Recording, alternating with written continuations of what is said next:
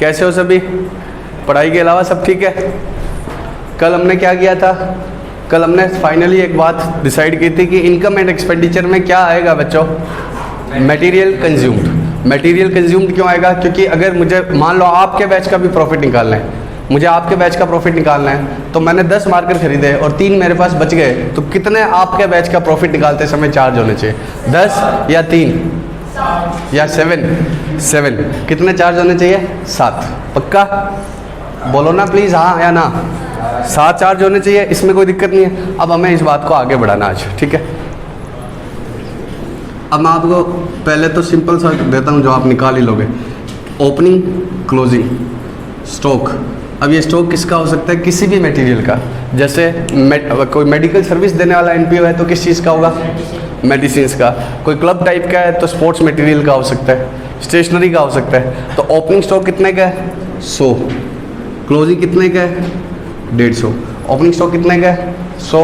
और क्लोजिंग कितने का है बच्चों? 150। और material purchased during the year कितने का है? 500। मटेरियल परचेज कितने का है? 500। तो कितना कंज्यूम होगा? 100 तो मेरे पास पहले से था, 500 और खरीद लिया तो कितना हो गया? 600। अगर मैं बोलता कि लास्ट में 0 स्टॉक बचा हुआ है तो इस बार कितना कंज्यूम कर लिया? या आपका बैच शुरू हुआ तभी मेरे पास 100 मार्कर्स थे, 500 और परचेज कर लिया तो कितने हो गए? 600। लेकिन 600 में से 150 तो पड़े ही हैं, तो कंज्यूम कितना हो गया? 450। कंज्यूम कितना हो गया? 450। तो कितने का कंजम्पशन आएगा? 450। ताराचंद समझ रहे हो क्या? पक्का? तो इसमें तो कोई दिक्कत ही नहीं है। अभी हमें क्या बात करनी है आगे इसको? अब वो तुम्हें परचेज नहीं देगा, साफ साफ वो तुम्हें क्या नहीं देगा? परचेज। स्टॉक तो दे देगा ओपनिंग और क्लोजिंग, बट परचेज नहीं देगा। परचेज आपको खुद से ढूंढनी पड़ेगी। परचेज आपको खुद से ढूंढनी पड़ेगी। और कैसे ढूंढनी पड़ेगी?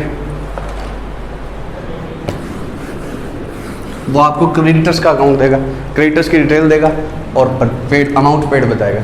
सुनना आप, ओपनिंग क्रेडिटर्स कितने के हैं?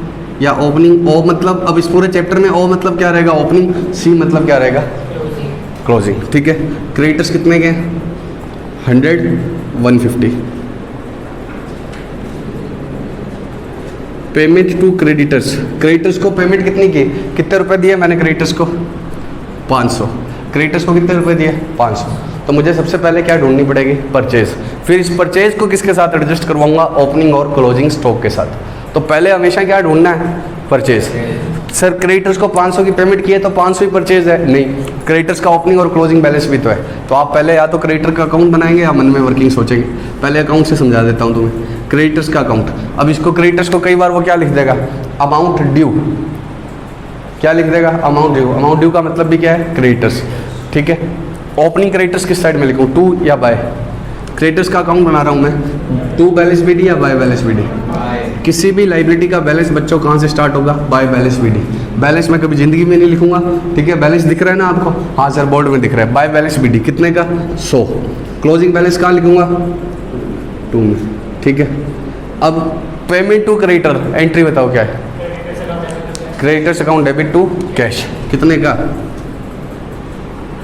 क्रेडिटर सर ध्यान से please. Creditor account debit to cash कितने का? 500 का। Creditor account debit to cash 500 का। पक्का बच्चों? इधर से निकल जाओ सर, कोई ऐसा दिक्कत नहीं। Creditors account debit to cash, तो बाकी क्या आ जाएगा बच्चों? परचेजेस। बाय परचेजेस कितने का? 550। तो सबसे पहला काम आपको क्या ढूंढना है? परचेज। फिर opening stock plus purchase minus closing stock से क्या आ जाएगा? कंजम्पशन। तो वो बाद में स्टॉक। पहला यूज़ किसका होगा? क्रेडिटर्स का होगा या स्टॉक का होगा? क्रेडिटर्स का। क्रेडिटर्स से हम क्या ढूंढेंगे? परचेज। और ये क्वेश्चन इतना नहीं होगा, इसमें साथ में क्या दिया होगा? स्टॉक। ये मान लो कितना दिया हुआ है? 200 और ये दिया हुआ है 70। तो अब आपको क्या निकालना पड़ेगा? कंजम्पशन। कंजम्पशन कैसे आएगा? ओपनिंग स्टॉक कितने का है? 200 प्लस क्या आएगा? परचेज। कितने का है परचेज?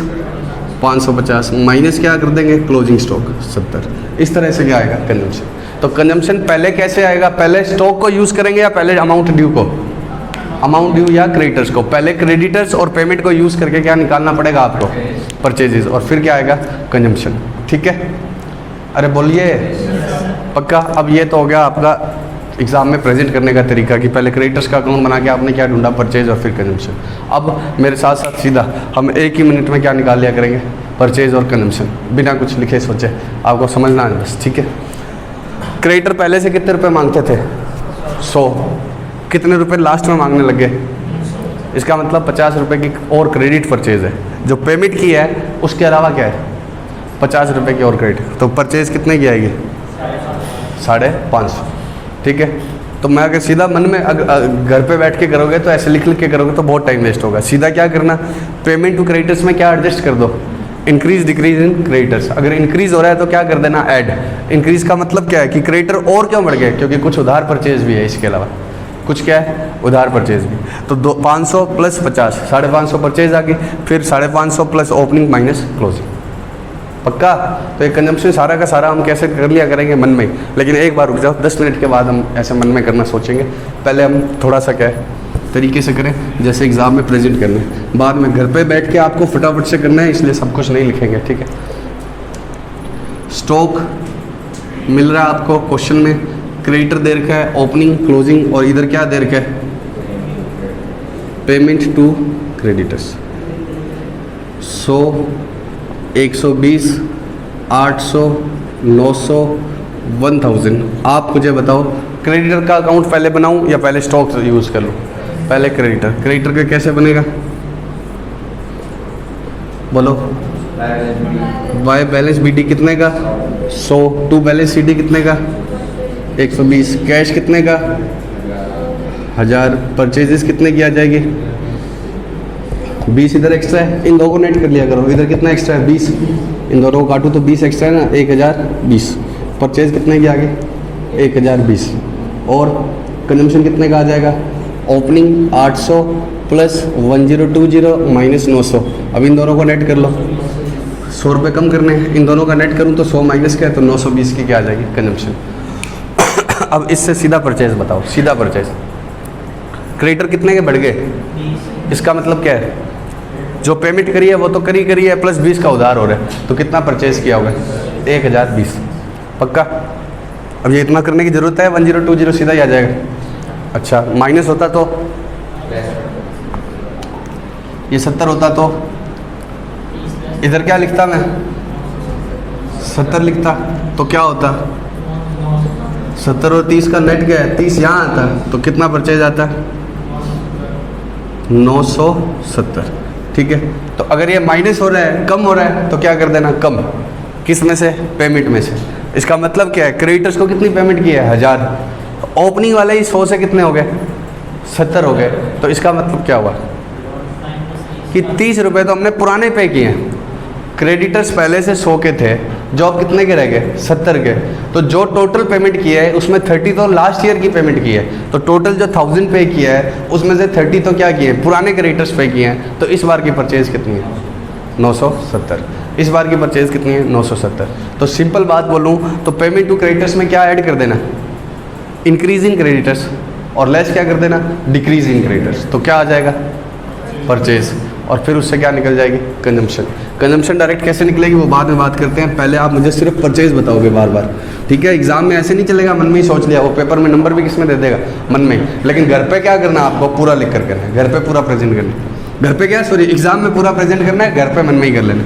क्रेडिटर्स 100, बताओ मेरे मन में ऐड चल रहा है या लेस चल रहा है, कैसे पता चल रहा लेस चल रहा है, शाबाश, क्या बात बताइए, बताओ। इसलिए बोलता हूँ मैं 400 कितना, 2004 नालायक। अब सुनो, क्रेडिटर्स ऑफ, अब सुनो, पेमेंट तुम्हें पता ही नहीं है 2004 क्यों बोल, पेमेंट टू क्रेडिटर्स कितने का, अब सुनो, 1000, ओपनिंग क्रेडिटर्स 100, क्लोजिंग 120। जल्दी से बताओ, इतनी देर में तो निकल।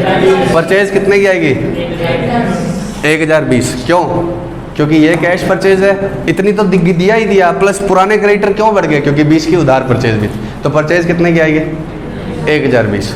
इधर 90 कर दूं तो 990। तो increase in creditors will be added, decrease in creditors will be deducted to find out purchases. पक्का, परचेज मन में ही आ गई, या लिख के बनाऊँ क्रेडिटर का अकाउंट, पक्का। उसके बाद में स्टॉक, अब सुनो, परचेज कितने की है मेरे माइंड में, ये मैंने 150 कर दिया। परचेज कितने की है? 1050। लो एक बार और बता देता हूँ। क्रेडिटर्स ओपनिंग कितने का? 100, क्लोजिंग 150, कैश कितने की? 1000, तो परचेज कितने की आ गई? 1050। ठीक है, उसके बाद में स्टॉक 100 से कितना हो गया? 110। कंजम्पशन बताओ। ओपनिंग जुड़ेगा और क्लोजिंग क्या होगा? लेस। परचेज कितने की है? 1050। अब 100 जोड़कर 110 लेस करूँगा तो क्या होगा? -10। तो कितना आ जाएगा? कंजम्पशन कितनी आ जाएगी? ओपनिंग 100 प्लस परचेज कितना? 1050 माइनस 110, तो ये क्या होगा? -1040। तो मैं अब सिंपल बात बोलूँ, क्रेडिटर की इंक्रीज क्या हो रही थी? ऐड, और स्टॉक की इंक्रीज क्या हो जाएगी? लेस। पक्का? तो लाइबिलिटीज़ की इंक्रीज ऐड कर देना और स्टॉक की इंक्रीज क्या कर देना? लेस। किस में? पेमेंट में, जिससे क्या निकल जाए फाइनली? कंजम्पशन। तो आप घर पे बैठ के कंजम्पशन ऐसे ही निकाल लिया करोगे, पूरा लिखने की बजाय। अब मैं जब क्वेश्चन कराऊंगा तो मैं सीधा कंजम्पशन बोल दिया करूँगा, ठीक है। लेकिन एग्जाम में आप पहला स्टेप क्या निकालोगे? परचेज, फिर क्या करोगे? कंजम्पशन, तब हम इनकम एंड एक्सपेंडिचर में लिखेंगे। पक्का? ये बढ़ेगा तो क्या होगा? लेस। अब एक बात बताओ, इसको समझना कि ये इंक्रीज लेस क्यों हुई। आप मुझे बताओ, आपकी परचेज कितनी आ गई थी? 1050।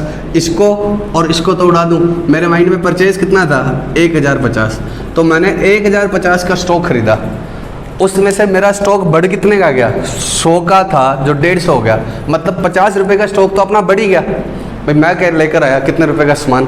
1050 का, उसमें से 50 तो अपने पास ही पड़ा है, तो कंज्यूम क्या हो गया? 1000। भाई ये स्टॉक कितने का बढ़ गया बच्चों? अरे क्रेडिटर्स थे क्या, सॉरी। चलो इसको एक बार इसको कैंसिल करता हूँ, दोबारा से लेता हूँ, ठीक है। एक बार कैंसिल करता हूँ, ठीक है।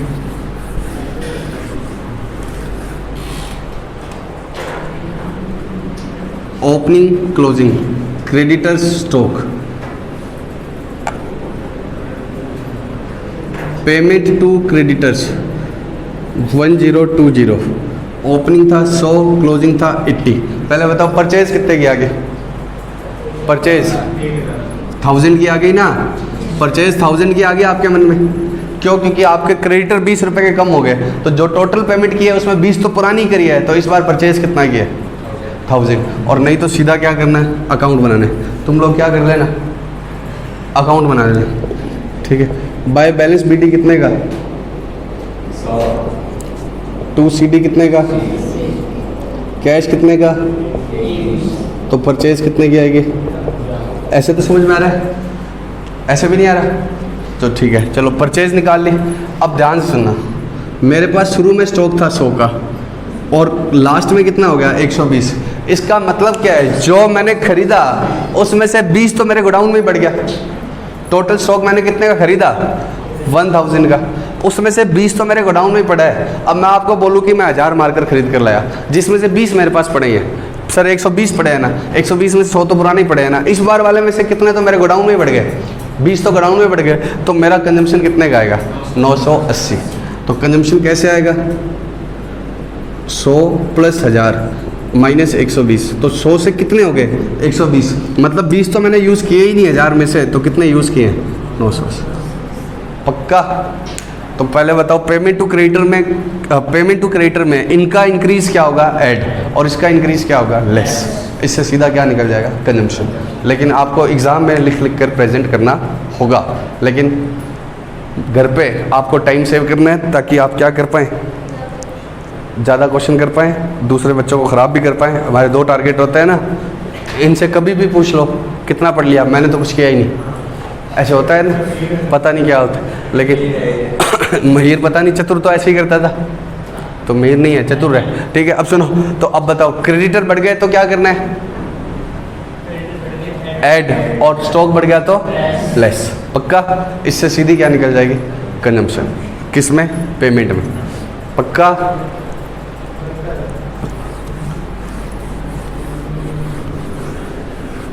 लो कंजम्पशन बताना। मेरे को जो मन में आएगा मैं लिखूंगा। ओपनिंग क्लोजिंग बिना सोचे समझे। Stock, creditors 100, 150, 170, 120। पेमेंट कितने की है? 500 की। पहले बताओ परचेज बताओ फटाफट से। कम हो रहे हैं ज़्यादा, कम हो रहे हैं तो 500 माइनस 30। क्रेडिटर का एडजस्टमेंट क्या होता है, बढ़ेगा तो ऐड, घटेगा तो लेस। तो 500 माइनस 30, परचेज कितने की आएगी 470, कंजम्पशन कितनी आएगी 470 प्लस 70, बोलो माइनस 70। तो 470 माइनस 70 कितने का 400। ये लिखना है क्या, नहीं, या आप मन में ही सोच लेना और सीधी क्या लिखनी है कंजम्पशन। ठीक है, अब मैं एग्ज़ाम की तरह से बताता हूँ कि कौन सी चीज़ कहाँ कहाँ पर कैसे आएगी। पूरा क्वेश्चन इसमें सब्सक्रिप्शन मिला के, सब्सक्रिप्शन का एडजस्टमेंट अभी इसमें डालूंगा नहीं, क्यों नहीं डालूंगा, तो फिर मैं क्रेडिटर से दूर हो जाऊँ। ठीक है, सब्सक्रिप्शन मैंने आपको अलग से समझाया हुआ है। क्वेश्चन में क्या आएगा, सब्सक्रिप्शन भी आएगा, ये भी आएगा, सब कुछ मिल मिला के आएगा। ठीक है, ओपनिंग क्लोजिंग, ठीक है, क्रेडिटर्स और स्टॉक, ये आ रहा है क्या। उसके बाद में 1000, 1200, 1200, 1500, payment to creditors 15,000, subscription received 25,000। अब क्या क्या बनाना होगा बच्चों, रिसीट एंड पेमेंट अकाउंट, दूसरा इनकम एंड एक्सपेंडिचर, तीसरा बैलेंस शीट। कौन सी, ओपनिंग। क्यों बनानी पड़ेगी ओपनिंग बैलेंस शीट, जब ओपनिंग बैलेंस है मतलब ओपनिंग भी है, ओपनिंग बैलेंस है तो मतलब पुराने बैलेंस है, तो उसमें ओपनिंग से कुछ ना कुछ पता लगेगा। वो क्या पता लगा करेगा, कैपिटल देगा नहीं वो ओपनिंग, तो ओपनिंग कैपिटल फंड हमें ढूंढना पड़ा करेगा। ठीक, तो अभी बैलेंस शीट को छोड़ो, सबसे पहले रिसीट और पेमेंट बता दो। पेमेंट टू क्रेडिटर कितने रुपए गए, अब वो इस बार के गए पिछली बार के गए, मुझे इससे मतलब नहीं है, ये किस में आएगा, रिसीट एंड पेमेंट में बाय क्रेडिटर्स, कितने का 15,000। रिसीट एंड पेमेंट में पेमेंट साइड में क्या आ जाएगा 15,000। Subscription received receipt and payment में कहाँ आ जाएगा 2 में, कितने का 25,000। सब्सक्रिप्शन आ गया और क्या आ गया क्रेडिटर्स। अब यहाँ पर क्या लिखनी होती है, सब्सक्रिप्शन की इनकम, उसमें क्या करना होता है, क्लोजिंग आउटस्टैंडिंग ऐड वगैरह कर करा के, वो सब मैंने कुछ भी नहीं दिया इस क्वेश्चन में, तो कितना होगा, वो सब जीरो है, तो ये क्या, ये कितना आ गया 25। अभी तक जो मैं तैयारी करा रहा था वो किसकी करवा रहा था तुम्हें, कंजम्पशन की, तो अभी मेरा फोकस कंजम्पशन पर है, तो आप कंजम्पशन बताओ। ठीक है, पहले वो शॉर्टकट हम बाद में देखेंगे, पहले हम एग्ज़ाम की तरह से करते हैं। वर्किंग नोट नंबर 1 में क्या बनाएंगे, purchases, calculation of purchases. Purchases कैसे आएगा, चाहे स्टेटमेंट फॉर्म में बना देना, चाहे क्रेडिटर का अकाउंट बना के। ओपनिंग बैलेंस कितने का है, क्लोजिंग कितने का है 1200, और पेमेंट कितने की है 15,000, तो इधर क्या आ जाएगा परचेजेस कितने का 15,200, ये क्या आ गया तुम्हारा परचेजेस। और फिर सेकंड वर्किंग नोट में क्या लिखोगे, कंजम्पशन, कैसे आएगा, पूरा पूरा लिखोगे, calculation of consumption of material जो भी है, और कैलकुलेशन ऑफ परचेजेस। ठीक है, बताओ कंजम्पशन कैसे आएगा, ओपनिंग स्टॉक प्लस परचेजेस कितने की आई 15,200, कहाँ से आई, नोट नंबर 1 से, माइनस 1500, कितना आ गया 14,900। तो यहाँ कंजम्पशन कितनी लिख दोगे 14,900, नोट नंबर 2। ठीक है, पक्का। तो यहाँ तो क्या आता है, जो रुपए आए जो रुपए गए, यहाँ क्या आता है वो एडजस्टमेंट करके इनकम, मैंने अभी वो डाला नहीं इसमें, और यहाँ क्या आएगी कंजम्पशन। पक्का, इनको कैसे भरना है वो बात की बात है, इतना समझ में आ गया। अब ये 14,900 ऐसे नहीं करोगे आप, घर पे बैठ के जब क्वेश्चन कर रहे हो क्या करोगे, कैलकुलेटर ले लोगे, किसको उठाया 15,000, इन दोनों की इंक्रीज़ क्या कर दी ऐड, कितनी इंक्रीज़ 200, ये मेरे मन में क्या आ गया परचेज़, 15,200 क्या आ गया परचेज़, इनकी इंक्रीज़ क्या कर दी लेस, तो 14,900 क्या आ गई कंजम्पशन। ऐसे कर लेना ताकि तुम्हारा टाइम बचे। ठीक है, एग्जाम में तो ऐसे ही करना है, जिसके मन में शॉर्टकट नहीं था आ रहा है वो ऐसे ही करेगा। ऐसे तो समझ में आ ही रहे, बोलो ऐसे तो आ ही रहे। तो कितना आ गया 14,900। अब इनको बैलेंस शीट्स को बाद में भरते हैं, ये समझ में आ गया इतना इतना। अब उसके बाद आपको क्या बनानी होगी balance sheet. Opening balance sheet अगर क्वेश्चन में पूछी है तो ठीक है, नहीं तो किसका पार्ट होगी वर्किंग नोट का, वर्किंग नोट का पार्ट होगी। ठीक है, अभी बताओ क्रेडिटर, मेरे तो समझ से बाहर है, क्रेडिटर बैलेंस शीट में कहाँ यहाँ करेंगे। अब क्या सिखाऊँ बताओ, बैलेंस शीट को सिखाने वाली चीज़ है, क्रेडिटर एसेट है, ऑब्वियस सी बात है, तो एसेट साइड में लिख देते हैं। बोलो ना, बताओ बताऊँ अभी मेरे को। क्रेडिटर्स कितने का 1200 क्लोजिंग और ओपनिंग कितना 1000। और स्टॉक तो एसेट है 1200 और 1500। पक्का ये चीज़ें लिख ली, बोलो ना। अब क्या करें, अब बैलेंस निकालने हैं। रिसीट पेमेंट का बैलेंस क्या आएगा, 25,000 रुपये आए, 15,000 रुपये चले गए, तो कैश का बैलेंस कितना आ गया 10। अब ये कैश भी हो सकता है और बैंक भी हो सकता है, क्वेश्चन बता देगा जैसे ये क्या हो सकता है, कैश भी या बैंक भी। ठीक, उसके बाद इनकम एंड एक्सपेंडिचर का बैलेंस क्या आएगा बच्चों, सरप्लस कितने का 10,100। ठीक, ओपनिंग बैलेंस शीट का बैलेंस क्या मानेंगे, कैपिटल फंड कितने रुपए का 200। कि ओपनिंग बैलेंस शीट में इधर शॉर्ट पड़ रहा है, इसका मतलब क्या है, कैपिटल थी इसके पास ऑलरेडी कितने की 200। अब इधर क्या आएगा, ओपनिंग कैपिटल फंड कितने का था, ये किसी एक आदमी का नहीं होता है, इसलिए इसके साथ क्या वर्ड यूज़ कर लेते हैं हम, फंड। ओपनिंग बैलेंस शीट में पहले से था 200, इसमें इस बार का प्रॉफिट या सरप्लस कितने का आ गया 10,100, तो ये कितना हो गया बच्चों 10,300। और बैंक बैलेंस कहाँ आ जाएगा, असेट साइड में आ जाएगा ना, कैश या बैंक 10, तो ये कितना हो गया 11,500 और ये भी कितना हो गया 11,500। अब ये आपको पता होना चाहिए ऐसे, ये एक छोटा क्वेश्चन है, इसमें और बहुत सारी चीज़ें आएगी, सब जोड़ जुड़ा के क्या निकला करेगी, इनकम हो पूरा। तो अब आप मुझे फटाफट से बताएंगे रिसीट पेमेंट का बैलेंस से जो क्लोजिंग बैलेंस आता है, अब होता क्या है बच्चा, यहाँ तो लिख देता है, यहाँ लिखना भूल जाता है, फिर कहता है मिली नहीं। रिसीट पेमेंट का क्लोजिंग बैलेंस कहाँ जाएगा, बैंक बैलेंस है बैलेंस शीट में असेट साइड में, इनकम एंड एक्सपेंडिचर का कैपिटल फंड में, इससे ओपनिंग कैपिटल आई है तो वो कहाँ आएगी, यहाँ पर आ जाएगी। पक्का, अब देखोगे क्वेश्चन पूरा। कंजम्पशन कैसे निकाल सकते हैं हम, मन में सब्सक्रिप्शन रिसीट दिया होता है और उससे आउटस्टैंडिंग प्रीपेड एडजस्ट करवा के वो भी किस में कर सकते हैं हम, मन में। लेकिन अभी आपको सिर्फ इतना ही देता हूँ, या एक मिनट चलो मेरे साथ ही करो, आप अपने आप मत करना। सब्सक्रिप्शन भी इसमें मिला लेते हैं, इसमें कौन मिला देते हैं, सब्सक्रिप्शन। याद तो है ना पुराना सब्सक्रिप्शन वाला, पक्का। क्लोजिंग आउटस्टैंडिंग क्या होता है, ऐड, बस इतना तो याद है ना। क्लोजिंग आउटस्टैंडिंग क्या होता है, ऐड। क्यों होता है, देखो आप एग्जाम में नहीं सोच पाओगे इतना, और क्यों करके करोगे तो आपको बहुत क्या लग जाएगा, टाइम। ठीक है, समझा हुआ है हमने, लेकिन क्या है जब बार बार क्वेश्चन करेंगे तो बार बार हम इसको नहीं सोचेंगे। ठीक है, अब मैं पूरा क्वेश्चन बनाता हूँ। सब्सक्रिप्शन आउटस्टैंडिंग, सब्सक्रिप्शन एडवांस या prepaid, creditors, stock 10,000, 3,000, 4,000, 12,000, opening closing 12,000,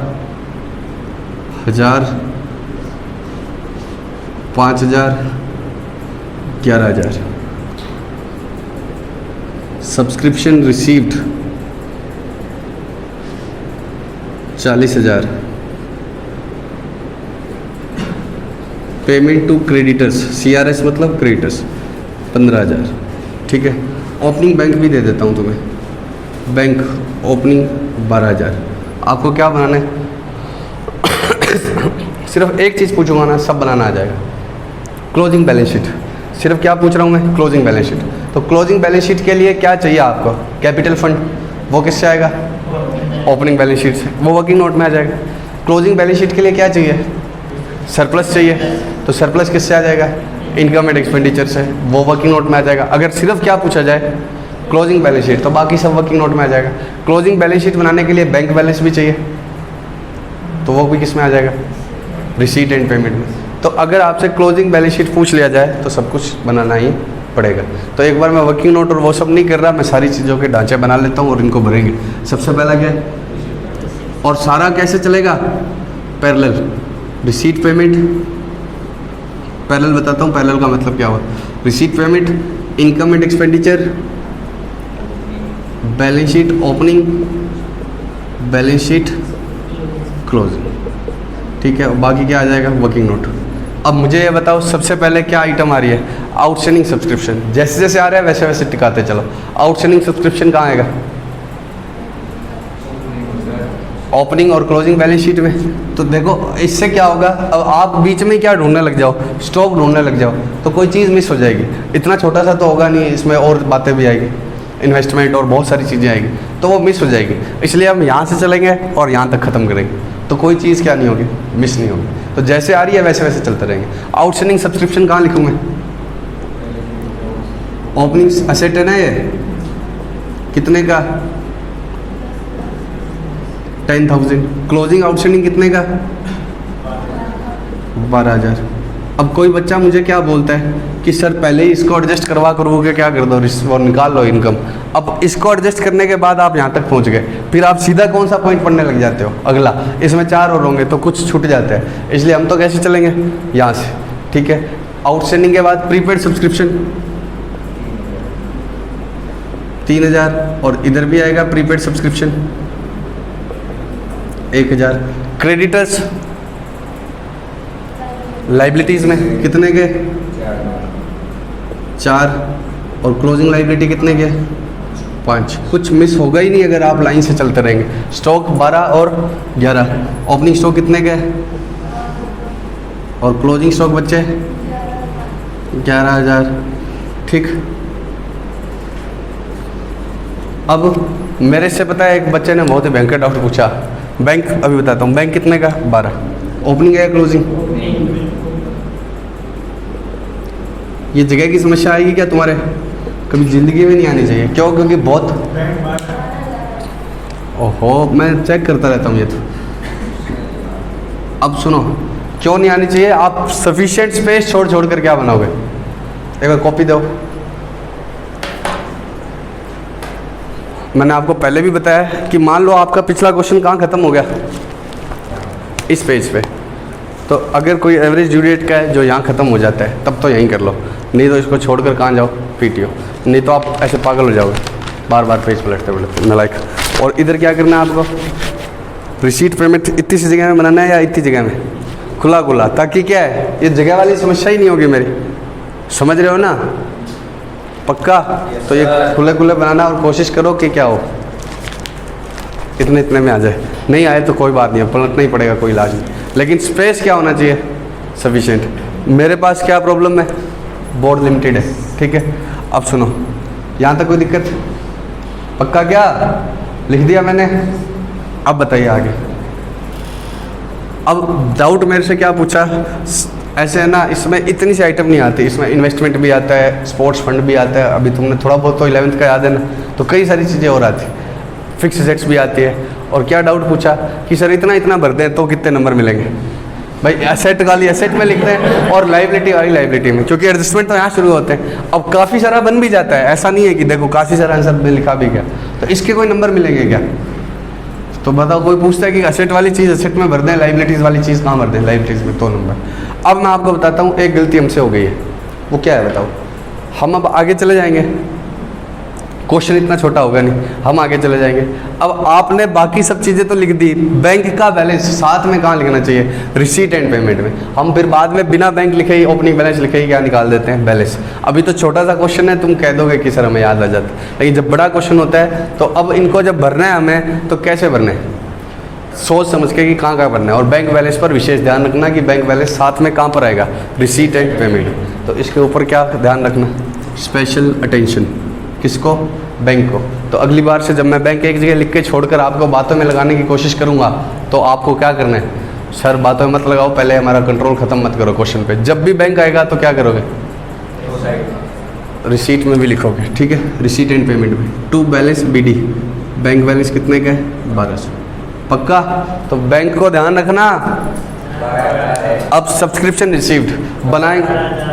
अरे अपना ही सवाल है, क्या कह रहे हो? बताना क्या कह रहे हो? क्या क्या हटानी? बताओ, मेरे सिखाए मेरे को सिखाने लग जाते हैं वापस, शर्म आए। बताओ बैंक कितने का है? 1200। अरे ठीक है 12,000 जो भी है, समझ तो गए। बैंक को कहाँ कहाँ लिखना है? Balance sheet as well as receipt and payment, subscription received. अब घर पर क्या करना है पहले तो ये सुन लो। एग्जाम में तो सब्सक्रिप्शन रिसीव्ड, एड आउटस्टैंडिंग, फलाना फलाना फलाना पूरा लिख के आपको करना है। क्लोजिंग आउटस्टैंडिंग क्या होता है? ऐड। तो ये मैंने ऐड का निशान लगा लिया, तो ये क्या हो गया? लेस। इधर क्लोज ओपनिंग क्लोजिंग आउटस्टैंडिंग ये है नालायक, तो फिर गुमराह कर रहे हो तुम दूसरे बच्चों को। क्लोजिंग आउटस्टैंडिंग इधर है तो क्लोजिंग आउटस्टैंडिंग ऐड है तो ओपनिंग आउटस्टैंडिंग क्या होगा, लेस। क्लोजिंग आउटस्टैंडिंग ऐड है तो क्लोजिंग प्रीपेड क्या होगा, लेस। और इधर क्या होगा, ऐड। ऐसे ही लगा लेना अपनी कॉपी पे, घर पे बैठे हो जाए। भाई एग्जाम में तो लिखना ही पड़ेगा add outstanding at the end और ये सब, लेकिन घर पे बैठे तो ऐसे ही। अब इनको मन में ही कर लो, 10 और 12 का नेट कितना, 2 ऐड हो गया और इधर क्या हो गया, 2 लेस हो गया। ये बाई चांस हो गया, 4 ऐड हो गया। तो बोलो ना 2 ऐड और 2 ऐड, 2 ऐड और 2 ऐड, कितने हो गए, 4 ऐड। तो 40,000 में कितना ऐड, 44,000। सब्सक्रिप्शन कितने का, 44। समझ रहे हो ना घर पे जल्दी जल्दी कैसे करना है। आप लोग पता है क्या करते हो,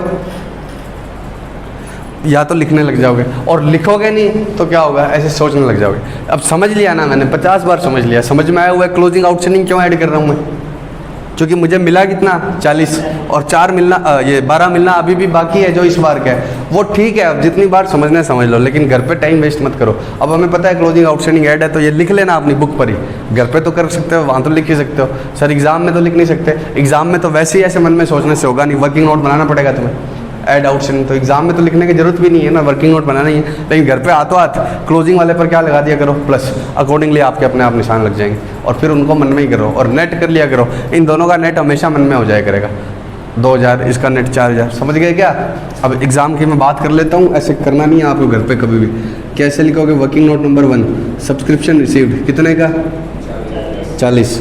इसमें क्या करोगे, add outstanding at the end, पूरा पूरा लिखूँ क्या, नहीं, 12।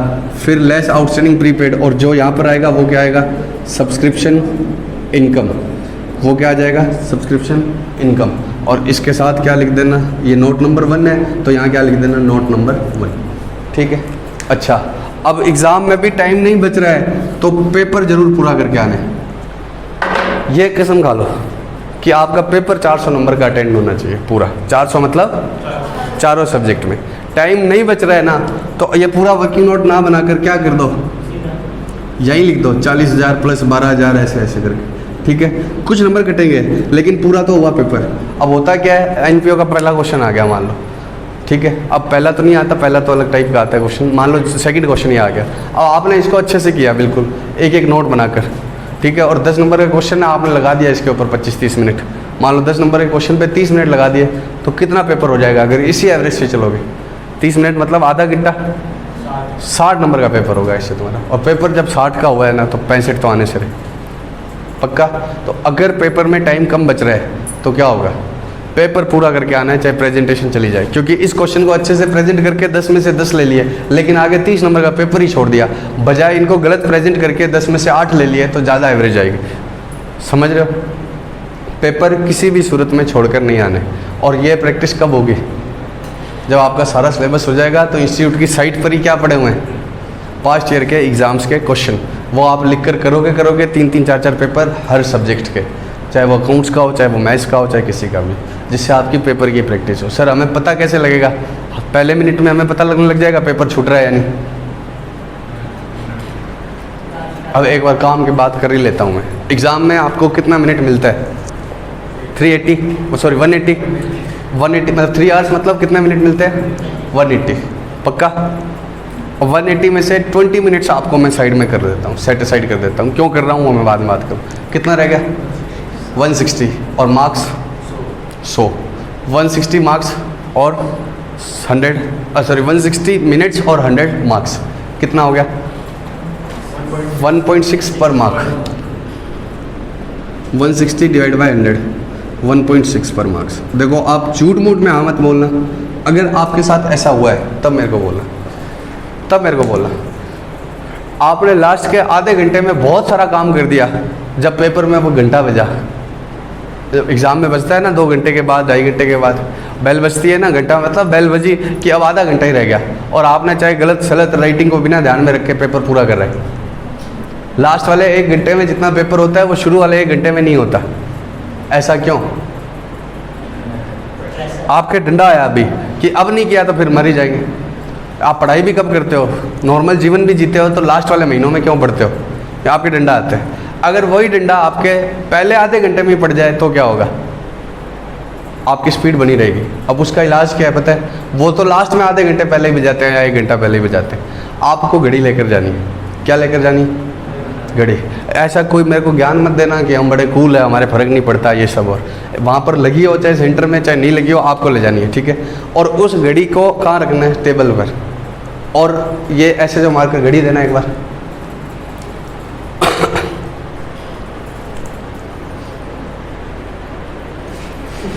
ये इस पर आपको क्या करना है, जैसे आपको 10 मिनट का क्वेश्चन है, कितने मिनट का क्वेश्चन है? 10 नंबर का क्वेश्चन है, तो 10 को किससे मल्टीप्लाई कर लो? 10 × 1.6 कितना हो गया? 16। 10 × 1.6 कितना हो गया? 16। तो इस पर जब क्वेश्चन स्टार्ट कर रहे हो ना, तो 16 मिनट का क्या लगा दो टिक।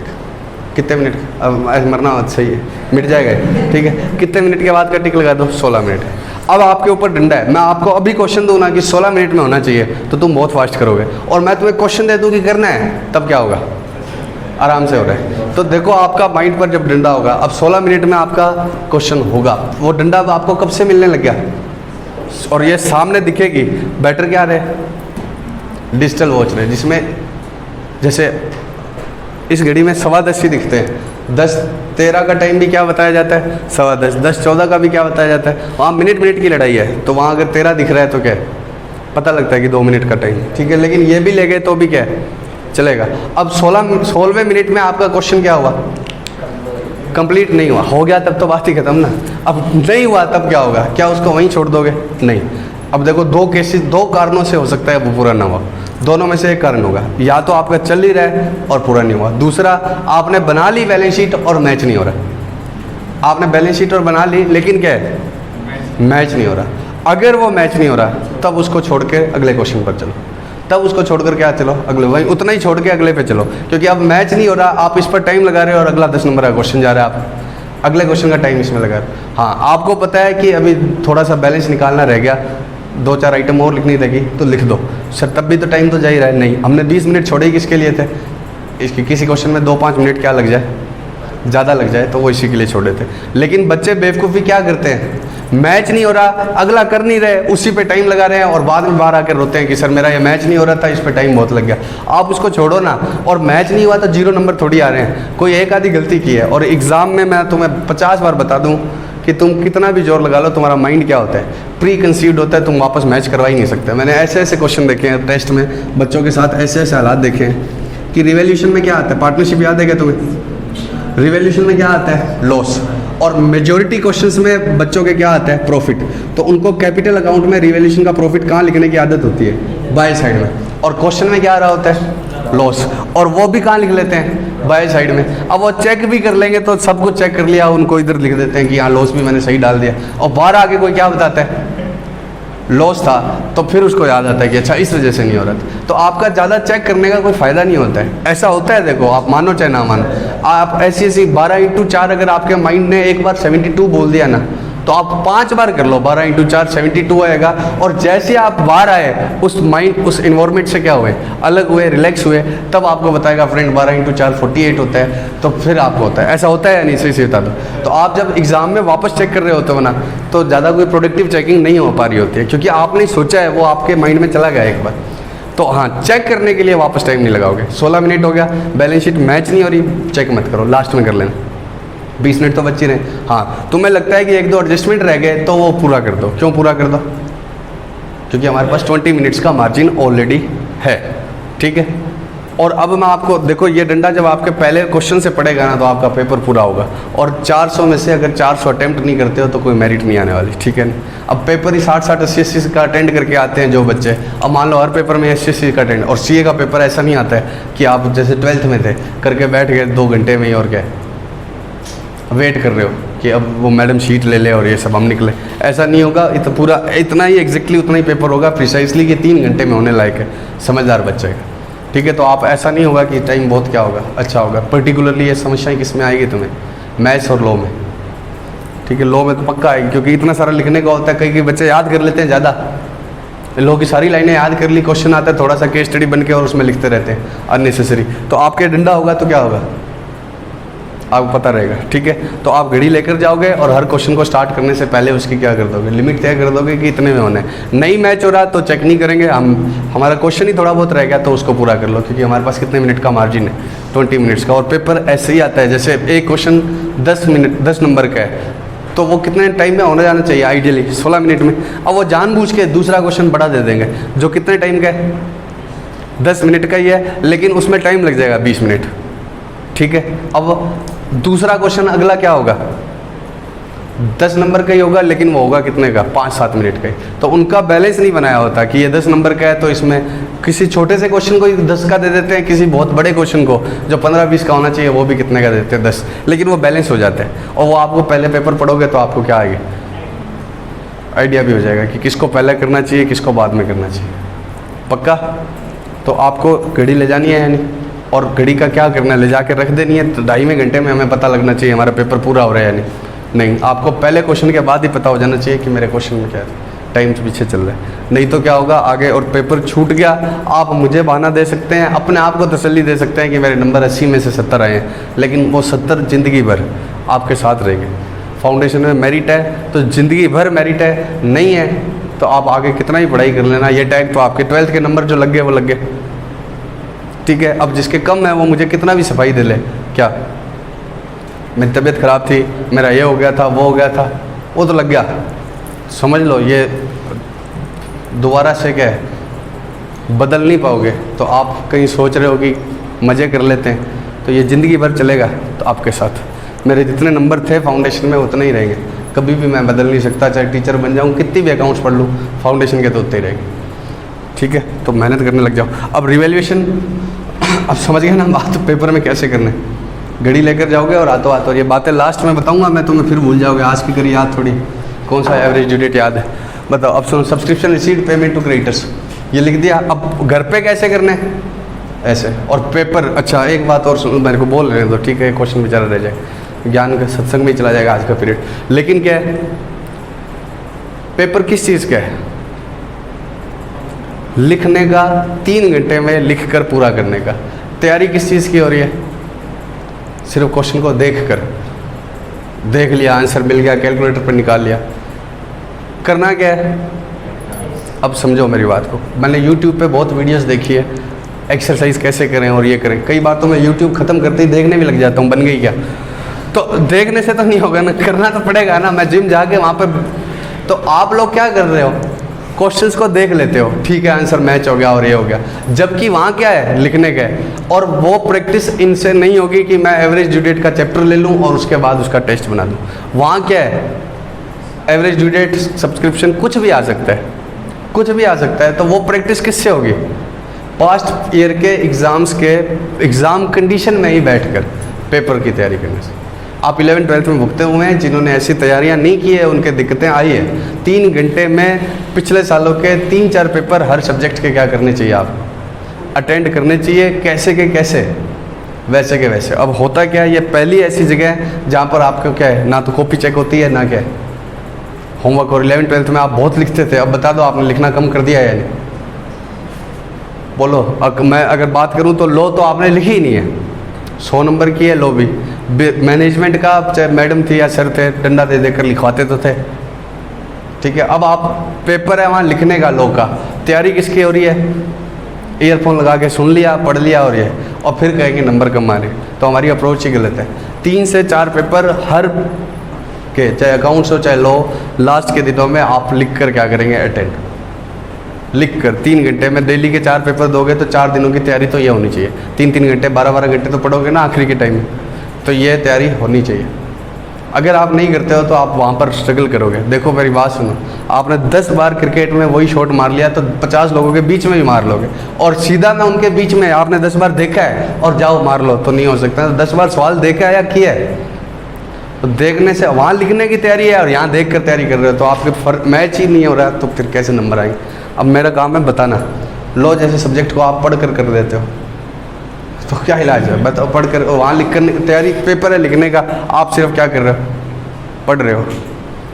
और मेरिट किससे नहीं आती, अकाउंट से नहीं आती। अकाउंट्स में सबके अच्छे आते हैं, आप 12th में भी देख लो, जिसके जो टॉपर है उसके नंबर अकाउंट्स में नहीं आए अच्छे, मतलब अकाउंट्स में, अकेले अकाउंट्स में अच्छे नहीं आए, समझ रहे हो ना। अकाउंट्स सब आपको वैसे क्या लगता है अच्छा और आसान सब्जेक्ट है, तो अकाउंट करने से मेरिट नहीं आएगी। मेरिट किस आएगी जब लॉ में, मैथ्स में और इको में अच्छी तैयारी होगी। क्योंकि अकाउंट्स में होशियार नालायक सबके क्या आते हैं, अच्छे नंबर आ जाते हैं। क्यों? क्योंकि इंटरेस्ट होता है आपका। मैं ये नहीं कह रहा मैं पढ़ाता हूँ, चाहे आप 12th में मुझसे थोड़ी पढ़े हो, लेकिन आपके नंबर अच्छे आए हैं। क्यों? क्योंकि आपका खुद का क्या होता है, इंटरेस्ट। लेकिन आपके नंबर दूसरों से कम क्यों हैं? अकाउंट्स वाले सब्जेक्ट की वजह से नहीं है, दूसरे सब्जेक्ट्स की वजह से। ठीक है ना। तो लॉ डिसाइड करेगा कौन सा बच्चा टॉप होगा, अकाउंट्स डिसाइड नहीं करेगी। चलो अब आओ इसके ऊपर वापस। अरे नालायक सुनो, अब कहाँ तक कर लिया था हमने? सब्सक्रिप्शन। अब मैं घर पर बैठ के मैं कह रहा हूँ कि आप लास्ट के टाइम में पेपर लिख के तैयार करोगे। क्यों? क्योंकि आप शुरू में बचा भी रहे हो, यहाँ सीधा प्लस माइनस करोगे। अब बताओ इंक्रीजिंग क्रिएटर क्या करना होता था? ऐड। तो ये कितने, ये ऐड हो गया, ये लेस हो गया, यहाँ 1000 रुपये क्या हो गया? ऐड। कंजम्पशन निकालना है ना, तो 15,000 में कितना ऐड हो गया? 1000। 16,000 क्या हो गई? परचेज। मेरे मन में 16,000 की क्या हो गई? परचेज। और इधर क्या हो गया? 1000 रुपये और ऐड हो गया, क्योंकि ये डिक्रीज ऐड करनी होती है। तो 17,000 की क्या होगी? कंजम्पशन। तो जब घर पे कर रहे हो तब तो ऐसे ही करो, लेकिन लास्ट में सिलेबस जल्दी से जल्दी सारा क्या करो, पूरा करो। और उसके बाद क्या है, ज़्यादा से ज़्यादा एग्ज़ाम की कंडीशन 3 घंटे बैठ जाओ। अब चाहे फ़ोन आएगा चाहे कुछ आएगा, मम्मी पापा को बोल दो कि क्या है, मतलब घर पे कोई आए बुलाने तो बोल देना कि घर पे नहीं है, लेकिन 3 घंटे के बाद पेपर देकर उठो। जब पेपर 3 घंटे में लिखने का है, उसकी तैयारी कभी ज़िंदगी में नहीं करी और पेपर में बैठ गए और फिर कहते हो कि हमारे नंबर नहीं, तो कंजम्पशन कितने का आएगा? 17। पक्का? आगे बताओ। ये कंजम्पशन आ गया, ये आ गया, इधर क्या आएगा? अब ये डील किया तो हमारी गलती क्या थी? हम इस पर आए हैं तो सब्सक्रिप्शन रिसीट लिखना भूल गए। हमारी गलती क्या थी? जब सब्सक्रिप्शन यहाँ लिखा है तो हाथों हाथ कहाँ लिखा जाना चाहिए था? यहाँ हम आगे बढ़ गए हैं ना। अब तो तुम्हें पता है कि इस क्वेश्चन में एडजस्टमेंट ही 2 डाल रखे हैं, सब्सक्रिप्शन और क्रिएटर वाला। तो आपको पता है कि सब्सक्रिप्शन यहाँ लिखा ही नहीं, लेकिन क्वेश्चन में 15 एडजस्टमेंट होंगे तो याद ही नहीं रहेगा सब्सक्रिप्शन यहाँ लिखना रहेगा। तो जब इस रिसीट को डील कर रहे हो, तो यहाँ तो लिखा ही लिखा है, प्लस कहाँ लिखना है? रिसीट एंड पेमेंट में टू सब्सक्रिप्शन कितने का? 40। और सारा क्वेश्चन पैरेलल चलता रहेगा जैसे साइट हमारी। पेमेंट टू क्रेडिटर्स कितने की? 15,000। और इधर कंजम्पशन कितने का आएगा? 17,000। ठीक है। देखो मैं कहता ही नहीं कि घर पे लिख के करो। क्यों? ऐसा आता ही नहीं कि एनपीओ के सारे क्वेश्चन कर लो लिख के। पेपर में ऐसा आता है कि इस बार सारा पेपर एनपीओ में से ही आ गया, तो एनपीओ के लिखने का मतलब नहीं है। उनको रफ में करो, फटाफट करो। लेकिन लास्ट के टाइम जैसा पेपर आता है, कोई एनपीओ का कोई कैसा, तो उनको तो क्या करो, 3-3 घंटे लिख कर प्रैक्टिस करनी पड़ेगी। और लास्ट के महीने में होगा इसका, वो तब भी पॉसिबल है जब सितंबर तक क्या है, सिलेबस पूरा हो। ठीक है। अब बताओ, अब आप हमारा वेट कर रहे हो कि पहले ये पूरा करा दे फिर हम लगेंगे? नहीं, एवरेज ड्यू डेट हो गया वो पूरा करके छोड़ दो, कंपनी हो गया वो पूरा करके छोड़ दो, ताकि लास्ट में अगर एक आधा बच जाए तो उसके अलावा तो पूरा हो। अब बताओ इधर से क्या आएगा? बोलो कितना आएगा? 26,200। अरे बोलो, इन दोनों को नेट कर लिया, इधर कितना रह गया? 25 और 26,200 बैलेंसिंग फिगर। अब गलती क्या हो रही है? अगर मैं आगे बैलेंस करने जा रहा हूँ तो मैं एक चीज़ बोल रहा हूँ, क्या? इसको बैलेंस शीट में भेजना, इसको बैलेंस शीट में भेजना। तो बैंक का बैलेंस कहाँ आएगा? यहाँ 26,200। इधर इनकम एंड एक्सपेंडिचर का बताओ। 2 क्या चीज़? सरप्लस कितना आ गया? 27। सरप्लस 27। ठीक है। अब इससे क्या आएगा? कैपिटल फंड कितने का? जिसका बैलेंस निकलते जा रहा है ना, समझते रहना कि एक जगह और पहुंचाना है, खाली यहाँ लिख के नहीं छोड़ना। खाली यहाँ लिख के छोड़ना है या बैलेंस शीट में पहुंचाना? खाली यहाँ लिख के छोड़ना है बैलेंस शीट में। कैपिटल फंड कितने का आ गया? पक्का ना? 20। तुम नारे विश्वास से लिख रहा हूँ ना, तो कर दिया तो कर दिया। देखो पहली बात तो कैलकुलेटर अलाउड है, नहीं भी अलाउड है तो ये कितना है? 7। तो 10 में 7 काट दिया, कितना हो गया? 3। अब सारा जोड़ना है, 3 और 12 15 और 1 16,200। अरे तुम समझने की अपने, सुनो मेरी बात, वो घटाना ही है। देखो ये चीज़ें कौन सीखता है? जो कैलकुलेटर से करता है वो तो कभी सोचेगा ही नहीं। ये वो जो मतलब, अब वर्ड क्या बोलूँ कि निकम्मे टाइप का आदमी जो होता है ना, ये कैलकुलेटर रूम में उस कोने में पड़ा है और मैं यहाँ पड़ा हूँ और मेरी हिम्मत नहीं है वहाँ तक जाने की, वो ऐसे जुगाड़ लगाना सीखता है। ठीक है। ये कितना है? 7, 10 में से कितना गया 7, तो पीछे कितना रह गया 3। अब आगे जोड़ते रहो सर। 16,200। वैसे तो कैलकुलेटर अलाउड ही है तुम्हें, और ये कैलकुलेटर से करेंगे तो बेटर रहेगा, क्योंकि एक आधा भी गलत कर दिया तो वो मैंने तुम्हें बोला है कि माइंड वापस वही बोलता है अगली बार। इधर क्या आएगा कैपिटल फंड, कितना आएगा 16 और 27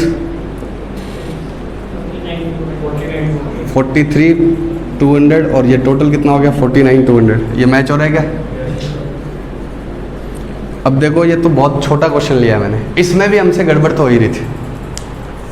ठीक है, तो अब बड़ा क्वेश्चन आएगा तो कुछ ना कुछ आप भूलोगे। तरीका क्या है, यहाँ से लगाओ और यहाँ तक सारे एडजस्टमेंट करते रहो। ये आ रहा है तो कहाँ कहाँ जाएगा, income and expenditure as well as, मतलब एडजस्टमेंट की चीज़ें आपको खुद सोचनी पड़ेगी कहाँ कहाँ जानी चाहिए। और ये चीज़ें इनमें ये तो सिर्फ बैलेंस शीट की आएगी, लेकिन ये कहाँ जाएगा रिसीट एंड क्रेडिट। अब मैं आपको क्वेश्चन दूंगा, अब आपको पता लगेगा कि डंडा होने का कारण क्या होता है। आपकी अल्ट्रा फास्ट चलेगा काम, ठीक है। कितने टाइम में होना चाहिए 15 मिनट्स में। क्वेश्चन नोट नहीं करना है, कितने टाइम में हो जाना चाहिए 15 मिनट्स में, along with proper working notes. Exam में तो प्रॉपर वर्किंग नोट्स के साथ ही होगा ना, सीधा प्लस माइनस करना है क्या, नहीं, along with proper working notes. मतलब सब्सक्रिप्शन का लिए लिखोगे ऐड आउटस्टैंडिंग लेस क्लोज, ये सब add outstanding at the end of the year less closing, कितने टाइम में होना चाहिए 15 मिनट में। अब ये डंडा होता है तो आप देखना स्पीड कैसे बनती है। कर दिया क्या? Maximum 15 minutes. अगर 15 मिनट में नहीं हो रहा है तो समझ लेना हमारे एग्जाम में नंबर कट ही रहे, ये पूरा तो ही नहीं रहा। 10, 12, 11, 15, 40,000, 90,000,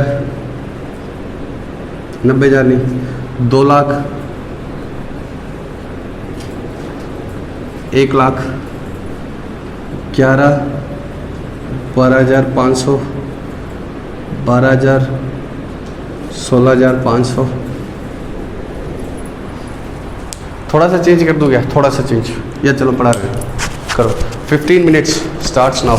एग्जैक्टली टाइम बताओ क्या हुआ? 3:23। 3:38 तक पूरा ना हो तो मुझे करना है। इसका आंसर आपको नेक्स्ट वीडियो में बताया जाएगा।